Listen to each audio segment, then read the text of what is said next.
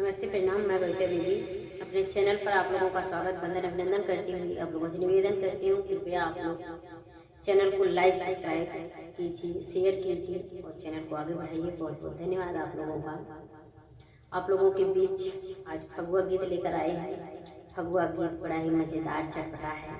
थोड़ा सा कैसा लगा कृपा करके कमेंट में बताइएगा आप लोग और मनोबल को बढ़ाइएगा। आपकी भाई बहता आप लोगों का चरण स्पर्श करते हुए गीत को सुनाती है। गीत में कोई भूल हो जाए तो माफ कीजिएगा आप लोग। तो दुल्हा जी गौना लाते हैं और छोड़कर प्रदेश चले जाते हैं। तो फागुन लग गया, होली आने वाली। तो फोन पे दुल्हनियाँ जो कह रही है कि बताओ फागुन तो लग गया, होली आ गई, घर नहीं आएंगे तो चोली कैसे रंगाएंगे। फुलवाज कीजिए, गीत का भाव खुद पता चलेगा। लास्ट की लाइन बड़ी ही मज़ेदार है, क्योंकि छुटकी ननद जो होती हैं बड़ी चुटकुलेदार होती है, बड़ी मज़ेदार होती है। तो बताइएगा। लगी गयल फागुन आ गइल होली, लगी गयल फागुन आ गइल होली, अबना घरे तरंगाई कैसे चोली, अबना घरे तरंगाई कैसे चोली। लगी गयल फागुन आ गइल होली, लगी गयल फागुन आ गइल होली, अबना घरे तरंगाई कैसे चोली, अबना घरे तरंगाई कैसे चोली। पहिले पहिल हम आइली गवनमा, पहिले पहिल हम आइली गवनमा, आइली गवनमा हो आइली गवनमा।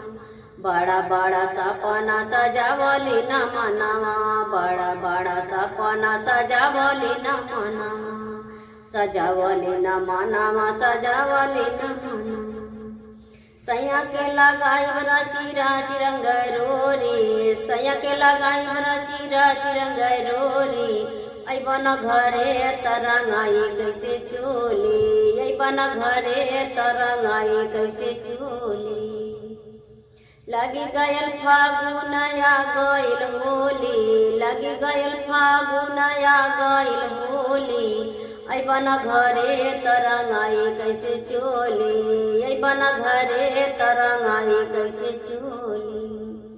लगी गयल फागुन आ गइल होली, लगी गयल फागुन आ गइल होली, अबना घरे तरंगाई कैसे चोली, अबना घरे तरंगाई कैसे चोली।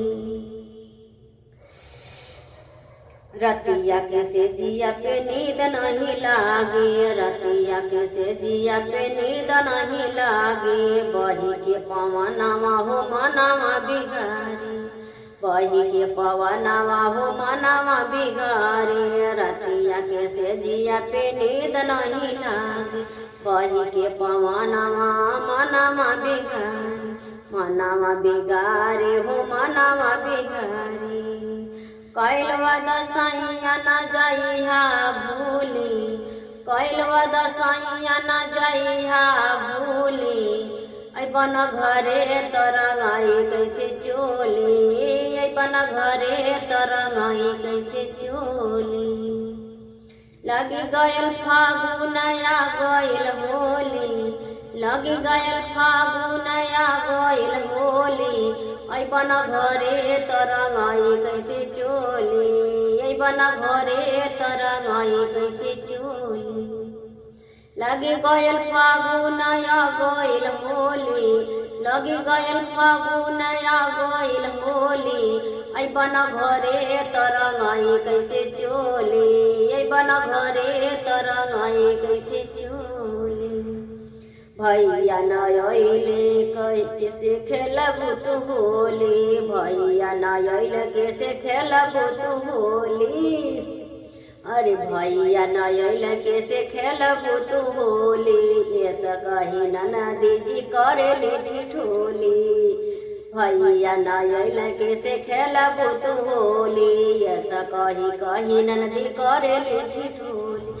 करेली ठिठोली हो करेली ठिठोली। देखी देखी देवरू के मान जाला डोली, देखी देखी देवरू के मान जाला डोली। अइबा घरे न त रंगाई कैसे चोली, अइबा घरे न रंगाई कैसे चोली। लगी गयल फागुन आ गइल होली, लगी गयल फागुन आ गइल होली। अइबा घरे न रंगाई कैसे चोली, अइबा घरे न रंगाई कैसे चोली।